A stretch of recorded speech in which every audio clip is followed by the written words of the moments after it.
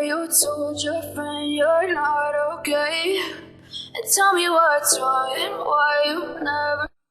আসসালামু আলাইকুম এভরিওয়ান, কেমন আছেন? আশা করি ভালো আছেন। আমি আজকে তৈরি করে দেখাবো আলুর দম। সেজন্য আমি এখানে প্রায় 1 কেজি পরিমাণে আলু নিয়েছি। আলুটাকে আমি সিদ্ধ করে নিয়েছি, কিছুটা চুলা আমি ফেলে দিয়েছি আর কিছুটা রাখিনি। আলু দমটা রান্না করার জন্য চুলায় একটা প্যান দিয়েছি এবং এখানে দিয়ে দিয়েছি 1 কাপ পরিমাণে তেল। তেলটা গরম হয়ে গেছে, এখন এর ভিতরে দিয়ে দেব 1/2 কাপ পরিমাণে পেঁয়াজ। পেঁয়াজটাকে আমি কুচি করে কেটে নিয়েছি। পেঁয়াজটাকে তেলের ভিতরে একটু ভেজে নিব।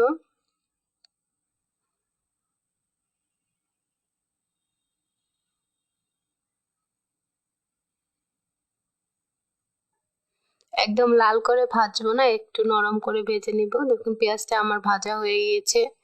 এখন এর ভিতরে দিয়ে দিব 1/2 টেবিল চামচ হলুদ গুঁড়ো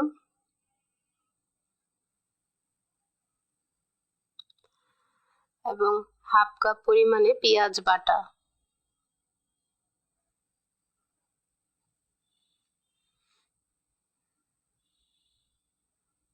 পেঁয়াজটাকে তেলের ভিতরে একটু ভেজে নিব, যাতে পেঁয়াজের যে কাঁচা একটা আলাদা স্মেল আছে ওটা না থাকে।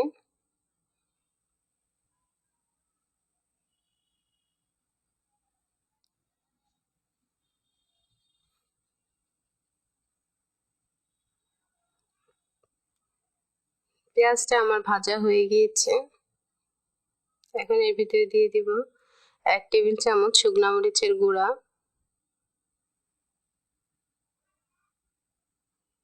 এটাকে নেড়ে চেড়ে পেঁয়াজের সঙ্গে মিশিয়ে নিব।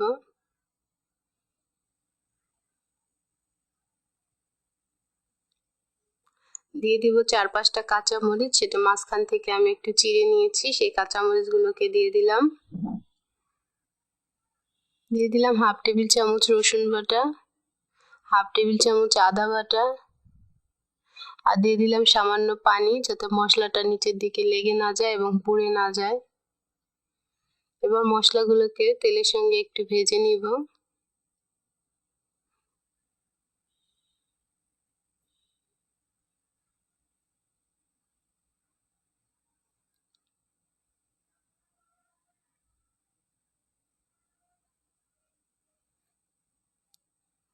দিয়ে দিব 1/2 টেবিল চামচ জিরা গুঁড়া, 1/2 টেবিল চামচ ধনিয়া গুঁড়া।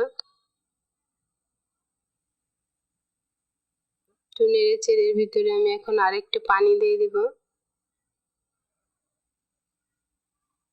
মশলাটাকে একটু ভালো মতো কষিয়ে নিব।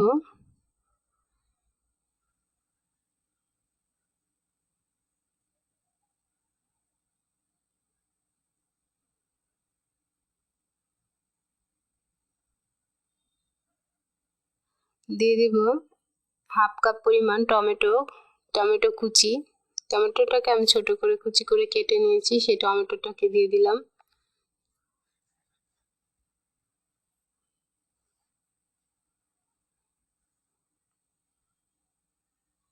সব মশলাগুলোকে আমি সুন্দরভাবে কষিয়ে নিয়েছি। এখন এর ভিতরে যে সিদ্ধ করে রাখা আলুগুলো ছিল সেটা দিয়ে দেব। এই আলুগুলোকে প্রায় আমি 1 কেজি আলু নিয়েছি এবং অর্ধেকটা আলু আমি ছিলে নিয়েছি আর অর্ধেকটা এভাবেই রেখেছি। ছোট সাইজের যে আলুটা আছে ওটাই নিয়েছি এবং মাঝখান থেকে একটু কেটে দিয়েছি। মশলার সঙ্গে আলুগুলোকে সুন্দর করে মিশিয়ে নিব এবং একটা ঢাকনা দিয়ে ঢেকে রেখে দিব কিছু সময়ের জন্য।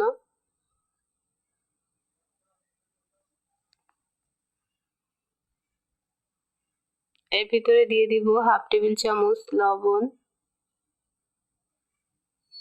লবণটাকে আলুর সঙ্গে মিশিয়ে নিব।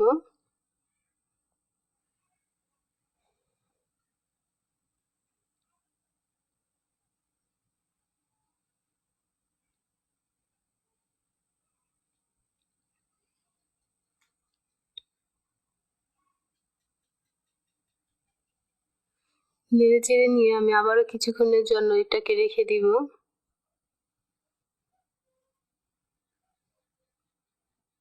এবং মাঝে মাঝে নেড়ে দিতে হবে যাতে নিচের দিকে লেগে না যায়।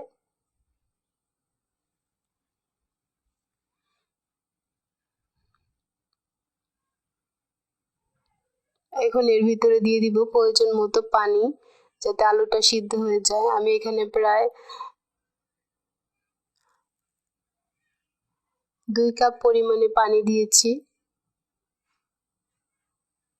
পানি দিয়ে আমি আবার ঢাকনা দিয়ে রেখে দিব কিছু সময়ের জন্য।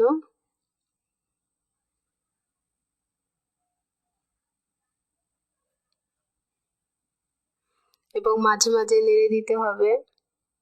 দেখুন পানিটা কিন্তু শুকিয়ে গিয়েছে এবং আলুটা আমার সিদ্ধ হয়ে গিয়েছে।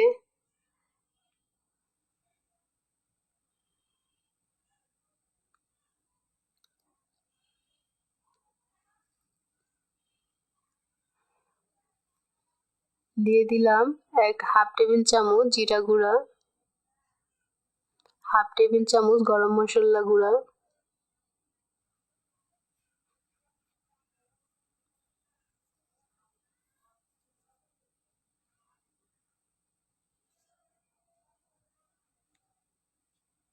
আর দিয়ে দিব ধনিয়া পাতা কুচি। এটা আপনাদের ইচ্ছা অনুযায়ী দিবেন। আমি এখানে প্রায় হাফ কাপ পরিমাপে ধনিয়া পাতা কুচি দিয়েছি। এগুলোকে আমি এখন মিশিয়ে নিব।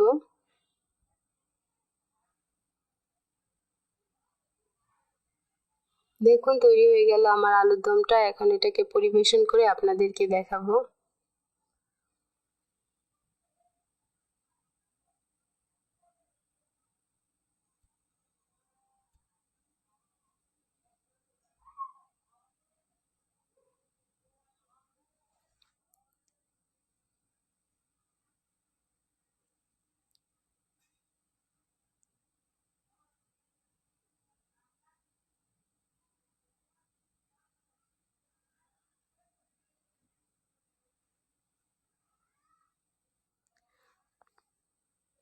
তৈরি হয়ে গেল আমার আলুর দমটা রান্না।